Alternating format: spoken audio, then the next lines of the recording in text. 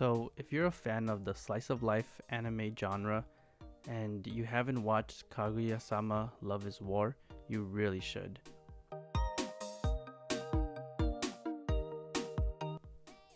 While this review does contain spoilers, the narrative isn't all that deep anyway, and you'll enjoy the show even if you know what's going to happen. So, Love is War is what I personally consider to be the perfect rom-com anime. I genuinely enjoy the comedic timing and the reaction in so many of these hilarious hijinks and conflicts that our characters found themselves in. The president and Kaguya at first come off a little stuck up. I didn't think they were going to evolve into these sympathetic and relatable characters, especially Kaguya, as she grows from this cold rich girl to this emotional, hilarious mess who, over the course of the 3 completed seasons, she shows so much character development and she becomes someone you want to see succeed.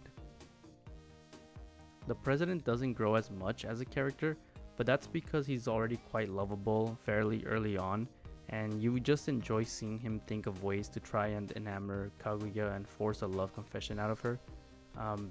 So he's already kind of a good character off the bat, so you don't see too much development from him, which is not really a bad thing either. Chika is both my favorite and my least favorite character. I know it seems like a super weird thing to say, but I think she has the funniest moments and she's the most lovable character in the whole show. However, she shows very little character development and not much has been shown of her other than her exterior motives and actions. And I think that's kind of the point of what they do with her. They kind of point out a lot that she's ditzy and aloof and doesn't have much going on upstairs. But I'm hoping that once I dive into the manga, this changes. I'm hoping that they do kind of dive deeper into who she is as a person. And then we come to the treasure Ishigami, the character who's shown the most progress other than Kaguya. He's hard not to love. He's such a weird, emo introvert that has such a huge heart, and his story leading up to the festival where you dive into why he became isolated and hated is so heartbreaking, and his triumph over his guilt and self-image is such an amazing journey for him as a character, and he's just a great character overall.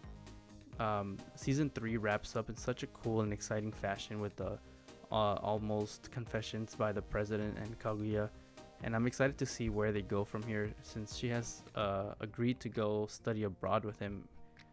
So I'm excited to dive more into the story. I'll probably casually read the manga since not too much of the next part of this has aired as an anime yet. I ended up watching this one mostly in dub, and the narrator knocks it out of the park. He adds a lot of pizzazz and fun to the atmosphere of the show, and all the other voice actors in dub actually did a pretty good job. Overall, great slice of life, probably my favorite one in this genre so far. I give this one a 9 out of 10.